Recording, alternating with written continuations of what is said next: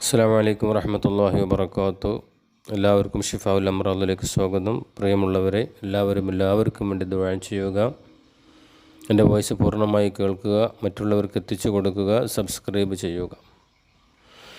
ഇന്ന് പലരും ചോദിക്കലുണ്ട്, ഉസ്താദേ, സിഹറാണെന്ന് തോന്നുന്നു, വല്ലാത്ത ശാരീരിക, മാനസിക, സാമ്പത്തിക ബുദ്ധിമുട്ട് അനുഭവിക്കുന്നുണ്ട്, എന്തു ചെയ്തിട്ടും ഒരു മാറ്റവും ഇല്ല, പല പല പ്രശ്നങ്ങളാണ്, വീട്ടിൽ ഒരാൾക്കല്ലെങ്കിൽ ഒരാൾക്ക് രോഗങ്ങൾ വന്നുകൊണ്ടിരിക്കുകയാണ്, ആശുപത്രിയിലൊക്കെ പോയി ഡോക്ടർമാരെ കാണിച്ചു, അവർക്കൊന്നും മനസ്സിലാകുന്നില്ല, കാണുന്നില്ല, മരുന്ന് കുടിച്ചിട്ട് സുഖമാകുന്നില്ല, ഇങ്ങനെ പല രീതിയിൽ എത്ര പൈസ കിട്ടിയാലും മതിയാകുന്നില്ല, എല്ലാം തടസ്സങ്ങളാണ്, പേടി, വേവലാതി, അന്താളിപ്പ്, പേടിക്കൽ, പലതും. ഇതൊക്കെ സിഹ്റ് പോലുള്ളതിൻ്റെ അല്ലെങ്കിൽ ശാപം, കണ്ണേറ് പോലുള്ളതിൻ്റെ അടയാളങ്ങളാണ്.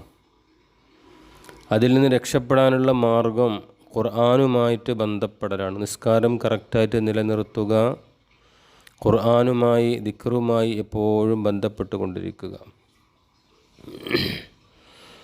അതിന് നാം ചെയ്യേണ്ട ഒരു ഖുർആനിക 2 ആയത്തുകളാണ് ഞാനിപ്പോൾ പറയാൻ പോകുന്നത്. ഏത് മരുന്ന് ചെയ്യുമ്പോഴും, ഒരുപാട് മരുന്നുകൾ ഞാൻ എൻ്റെ ഈ ചാനലിൽ പ്രതിപാദിച്ചിട്ടുണ്ട്. അതിനൊക്കെ ഫലം കിട്ടണമെങ്കിൽ ഒരു ദിവസമല്ല, 2 ദിവസമല്ല, ദിവസങ്ങളോളം, ചുരുങ്ങിയൊരു 11 ദിവസം, 14 ദിവസം, 21 ദിവസം തുടർച്ചയായിട്ട് കൊണ്ടുപോകണം. ഇത് ഇംഗ്ലീഷ് മരുന്നല്ല, ഇത് അള്ളാഹുമായി ബന്ധപ്പെടുത്തുന്ന ഖുർആനിക ആയത്തുകളാണ്.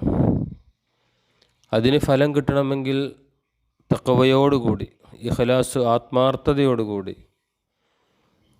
എന്നിലും വിശ്വസിക്കണം, നിങ്ങളിലും വിശ്വസിക്കണം, അള്ളാഹുവിലും അവൻ്റെ മലക്കുകളിലും റസൂലിലും എല്ലാത്തിലും പൂർണ്ണ വിശ്വാസത്തോടുകൂടി ഖുർആനെ അചഞ്ചലമായി വിശ്വസിച്ചുകൊണ്ട് അള്ളാഹുവിലേക്ക് തവക്കുലാക്കിക്കൊണ്ട് ഈ പറയുന്ന കാര്യങ്ങൾ കറക്റ്റായി ചെയ്താൽ പൂർണ്ണമായും അതിന് ശമനം കിട്ടും. കാരണം അള്ളാഹു പറഞ്ഞതാണല്ലോ, ഖുർആനിൽ എല്ലാ പ്രശ്നങ്ങൾക്കും, എല്ലാ രോഗങ്ങൾക്കും, എല്ലാ ബുദ്ധിമുട്ടുകൾക്കും ഖുർആനിൽ മരുന്നുണ്ട്. അത് മാറ്റം കിട്ടും, ശിഫ കിട്ടും, അതിലൊരു സംശയവുമില്ല. പക്ഷെ ചെയ്യുന്നവർ അത് അതിൻ്റേതായ ഷർത്തോടും ഫർളോടും കൂടി തന്നെ ചെയ്യണം. അപ്പോഴാണ് അതിന് മാറ്റം കിട്ടുക.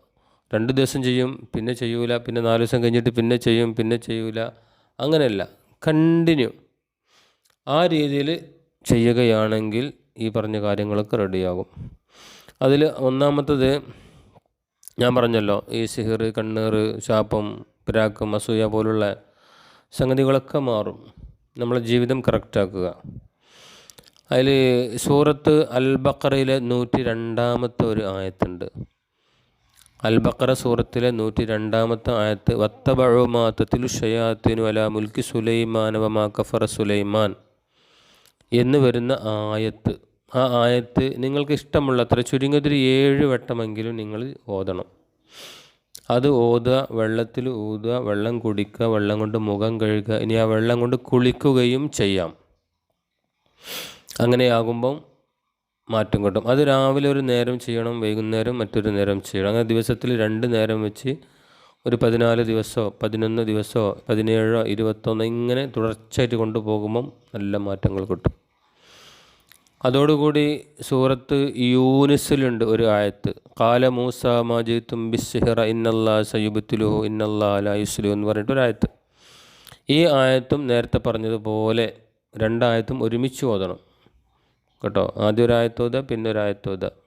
അത് ഓതിട്ട് വെള്ളത്തിൽ ഊതി കുടിക്കുക, അത് മുഖം കഴുകുക, കുളിക്കുക, ശരീരത്തിലേക്ക് ഒന്ന് ഊതുക. ഇങ്ങനെ ചെയ്യുമ്പം ഇൻഷാ അല്ലാഹ് നമുക്ക് ബാധിച്ച ഈ ഷർറ് നമ്മിൽ നിന്ന് ഖുർആൻ്റെ ബർക്കത്ത് കൊണ്ട് അല്ലാഹു തആല നീക്കിത്തരും.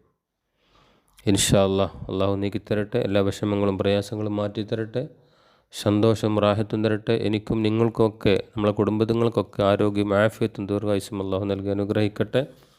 അസ്സലാമു അലൈക്കും വറഹ്മത്തുള്ളാഹി വബറകാതുഹു.